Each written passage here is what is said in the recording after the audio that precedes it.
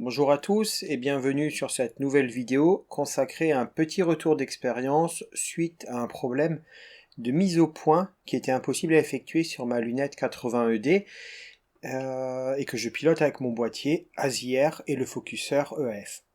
Ma caméra est une ZVO 294 MC Pro et donc elle a un back focus de 55 mm comme on peut le voir sur le schéma fourni par le fabricant. Je vous le mets là pour que vous puissiez voir le schéma. Je vous mets en description le lien vers la page où tous les montages des SVO sont indiqués concernant le back focus. Donc je respecte bien l'ordre des différents éléments, mais quoi que je fasse, la focalisation ne se produit pas. Elle se trouve pratiquement 2 cm plus loin que la sortie maximum de mon focuseur. Donc je décide donc d'ajouter une bague de 21 mm pour effectuer mes essais et je me rends compte de deux choses. La première, j'obtiens bien une mise au point, mais avec une image complètement dégradée, avec des erreurs de coma et de back focus. Ce qui est normal puisque j'ai rajouté 21 mm à l'ensemble. Donc je contrôle l'ensemble, je ne trouve pas de choses incohérentes. Et ayant déjà au préalable réussi à avoir la bonne mise au point avec cette installation, donc avec les 55 mm conseillés, je me doute que quelque chose d'autre ne va pas. Donc finalement, en testant le matériel en plein jour, je constate que le focuseur a une course relativement courte et restreinte par rapport à la course totale de mon Crayford. Et en plus, comme dans le passé, je faisais ma mise au point manuellement, j'avais fait une marque sur le tube du Crayford pour avoir un repère visuel du moment où la mise au point était bonne. Donc cette marque-là, je m'aperçois qu'en fait, elle est carrément dans le tube, en fait, elle n'est pas sortie, donc forcément, il me manque à peu près ces 2 cm pour être bon. Donc là, je décide de manuellement toucher à mon focuseur. Donc je vous mets la vidéo de la manipulation sur l'ASIER, puisqu'il suffit donc de se connecter avec l'ASIER, de rentrer dans les réglages de l'OF, on peut lui définir la position actuelle et lui demander d'aller à un endroit. Donc la solution était bêtement quand j'étais en bout de course, de lui dire ok tu n'es pas à 20 000 mais tu es par exemple à 5 000, ce qui me laissait la possibilité de ressortir encore de 15 000 pas. Et donc je suis sorti jusqu'au moment où j'ai retrouvé ma marque. Une fois que j'avais cette marque là, je lui ai dit qu'il était à la position 2000 et ça me permettait de savoir que j'avais un peu de course avant et puis de la course après avec le focuseur. Donc voilà, et donc ça m'a permis, bien entendu, j'ai enlevé les 21 mm de bague que j'avais ajouté à la caméra, et les clichés étaient largement meilleurs. Un tout petit bug persistait, mon back focus apparaissait encore. Donc j'ai rajouté un spacer d'1 mm à l'ensemble, ce qui fait que je suis à 56 mm au lieu de 55, et donc mes photos suivantes étaient du coup largement meilleures, et grâce à plusieurs nuits claires, on a pu permettre d'effectuer d'autres tests. Mais à ce moment-là, nouveau problème qui apparaît. Lors de la mise en service de l'ASIER, j'ai pour habitude d'effectuer systématiquement une mise au point manuelle. Donc je me rends normalement, il reste à peu près au niveau de la marque, donc j'ai à peu près une mise au point.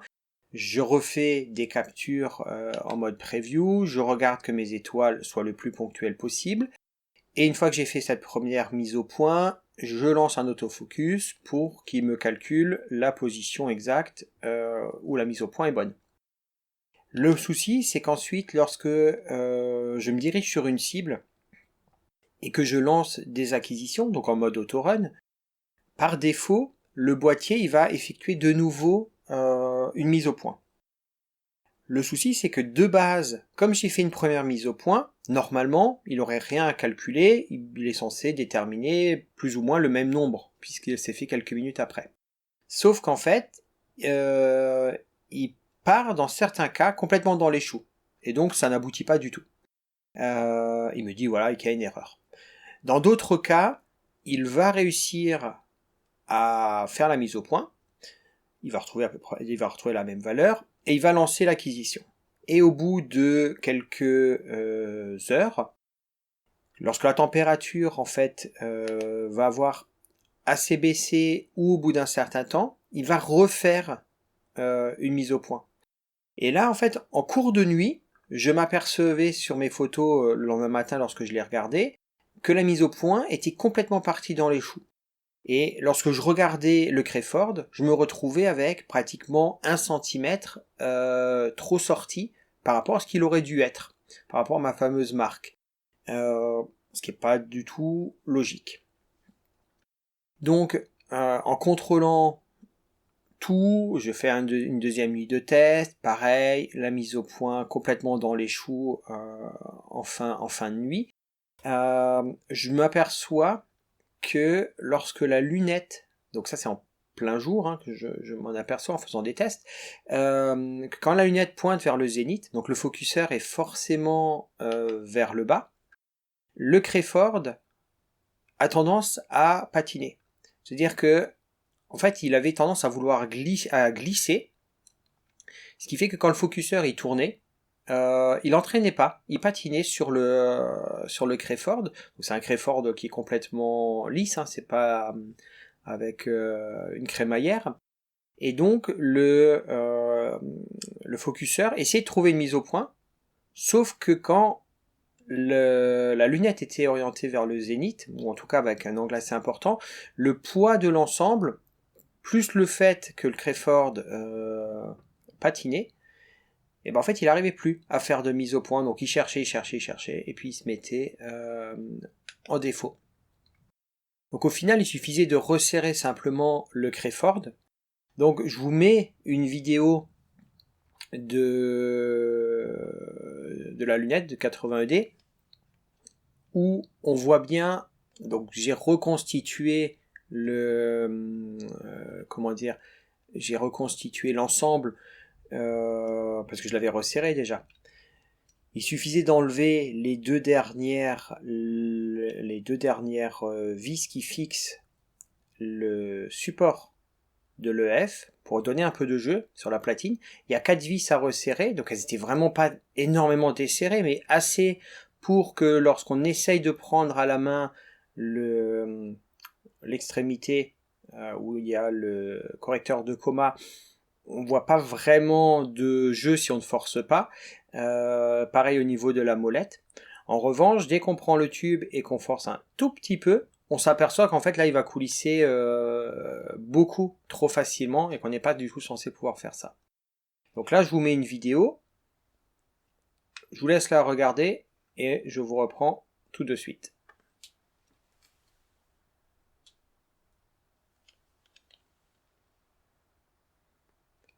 Voilà, donc on voit bien qu'il suffit simplement de resserrer, de ne pas trop resserrer pour ne surtout pas risquer d'abîmer les choses, hein, puisque ça reste assez fragile à ce niveau-là, il ne faut pas serrer comme un bourrin. Et donc la leçon qu'on peut en tirer, c'est clairement qu'il faut effectuer des contrôles en plein jour. Finalement, si j'avais vérifié ces éléments-là, non pas pendant la nuit, mais en plein jour, j'aurais probablement décelé ces problèmes et j'aurais pu économiser des nuits. Donc, enfin des nuits de capture.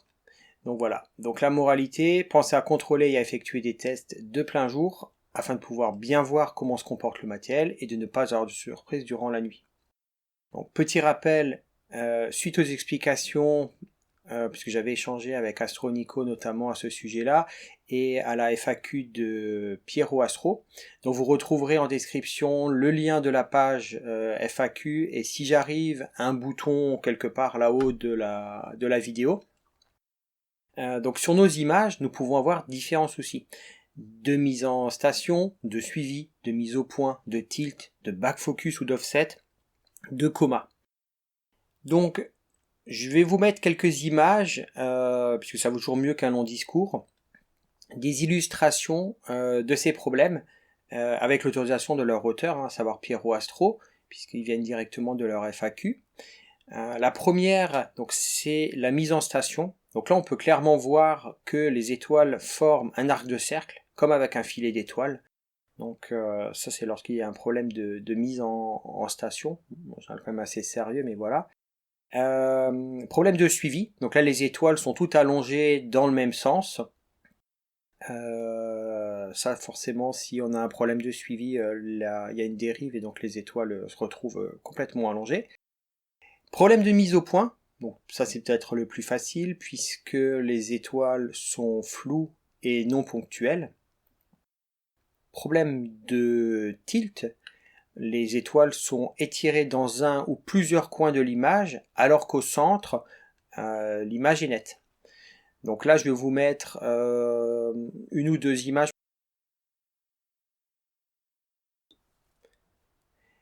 Ensuite, il y a également le back focus ou l'offset.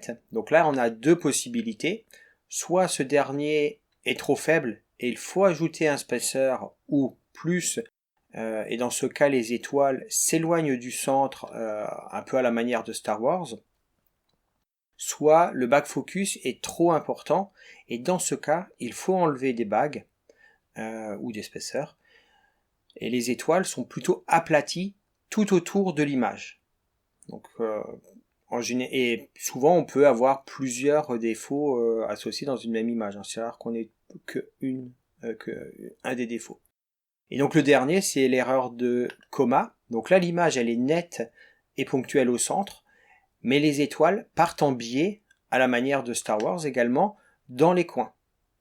Voilà, donc ça c'est assez facile. Je vous mets également l'une ou l'autre image en plus de l'illustration de Pierrot Astro.